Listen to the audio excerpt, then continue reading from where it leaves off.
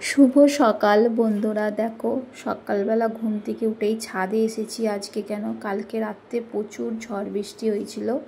উঠেই আগে ছাদের গাছগুলোকে আমি দেখতে এসেছি। আর গাছগুলো না বৃষ্টির জল পেয়ে এত সুন্দর তরতাজা হয়ে উঠেছে। আর গাছে সব ফুল ফুটেছে, দেখতে এত সুন্দর লাগছে কি বলবো। আর ঘুম থেকে উঠে গাছগুলোকে দেখে ভালো লাগছে, গাছগুলো সব ঠিকঠাক আছে। আর গাছকে এতটাই ভালোবেসে ফেলেছি, উঠে আগে ঘুম থেকে গাছ দেখতে আসি ছাদে। আর দেখো তারপরে এসে সব দরজা জানলা খুলে দিচ্ছি, বাসি জামা কাপড়টা ছেড়ে ঠাকুরকে প্রণাম করে আর কাজে লেগে পড়েছি।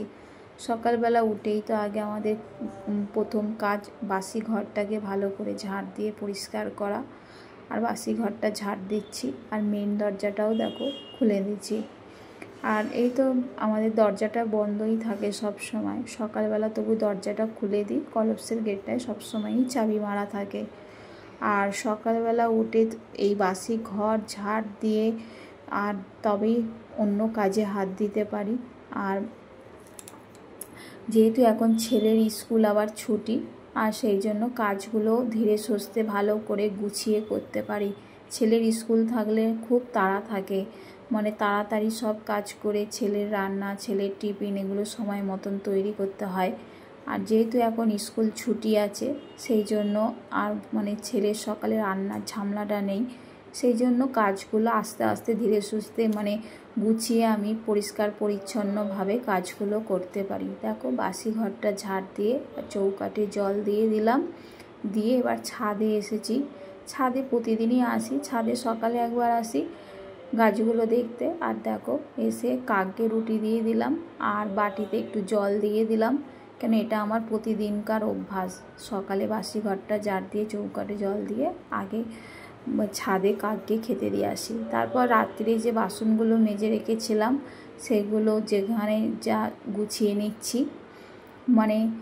রাত্রে বাসনগুলো গামলাটা খালি করলে আবার কিছু বাসন আছে যেগুলো খাওয়া দাওয়া হয়েছিল বেসিনে পড়ে আছে, বাসনগুলো মাজবো। সেই জন্য রাত্রের বাসনগুলো আগে গুছিয়ে নিয়ে তারপরে বাসনগুলো মাজবো। আর টেবিলটা ভালো করে মুছে পরিষ্কার করে নিচ্ছি। টেবিল তো রাত্রিরে মোছা থাকে, কিন্তু সকালেও আমি একবার ভালো করে পরিষ্কার করে নিচ্ছি। আমি একটু ভীষণ খুঁতখুঁতে টাইপের, আর একটু পরিষ্কার পরিচ্ছন্ন আমার খুব নেশা। পরিষ্কার পরিচ্ছন্ন কাজ আস্তে ধীরে করব, কিন্তু কাজটা পরিষ্কার পরিচ্ছন্নভাবে করব। দেখো যেগুলো জল ছিল না ভালো করে ধুয়ে আর জলগুলো এখন ভরে নিচ্ছি। আর কিছু বোতল যেগুলো কিছু, এখন তো গরমকাল, আর বোতলগুলো কিছু বোতল ফ্রিজে পুরে দেব, আর কিছু জলের জগটা বাইরের টেবিলে রাখবো, যেখানে যা জলগুলোকেও রেখে গুছিয়ে নিলাম। আর রাত্রিরের বাসন যেগুলো ছিল ওগুলোও মেজে নিয়েছি।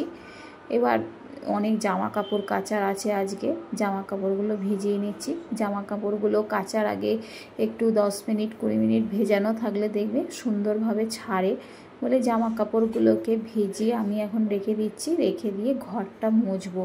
জামা কাপড়গুলো ততক্ষণ ভেজানো থাকতে থাকতে ঘরটা মুছতেও তো এখন আধ ঘন্টা টাইম যাবে। সেই জন্য জামা কাপড়গুলো ভিজিয়ে দিয়ে ঘরটা সুন্দর করে আমি মুছে নিচ্ছি। মুছে আর দেখো জামা কাপড়গুলো সব কেচে ছাদে মিলে দিয়েছি। চানও হয়ে গেছে। আজকে যেহেতু বৃহস্পতিবার, ঠাকুর ঘরে তো প্রচুর কাজ থাকে।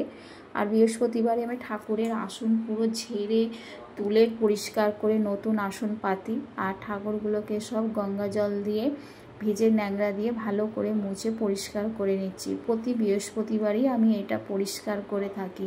বাড়িঘর তোর পরিষ্কারের সঙ্গে সঙ্গে আমি লক্ষ্মীর আসনও ভালো করে সুন্দর করে গুছিয়ে পরিষ্কার করে তবেই আমি ঠাকুরকে পুজোটা দিই, তবেই আমার মন শান্তি হয়।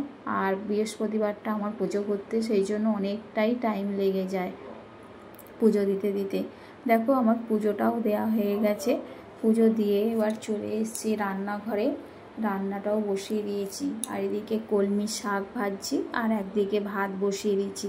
কেন বৃহস্পতিবার তো পুজো দিতে দিতে অনেকটাই দেরি হয়ে গেছে। তারপর পুজো দিয়ে টিফিন খেলাম, মা ছেলে টিফিন খেলাম। টিফিন খেয়ে দিয়ে রান্নাটা বসিয়েছি। এখন বাজে প্রায় 1টা, রান্নাটা বসিয়েছি। এইদিকে ভাত আর এদিকে কলমি শাক হচ্ছে, আর ওদিকে রান্নাটা বসিয়ে দিয়ে। আর দেখো বর হচ্ছে সেই সবজি বাজার করে দিয়ে গেছিলো, সবজিগুলোও গোছানো হয়নি, মানে এতটাই দেরি হয়ে গেছে পুজো দিতে দিতে।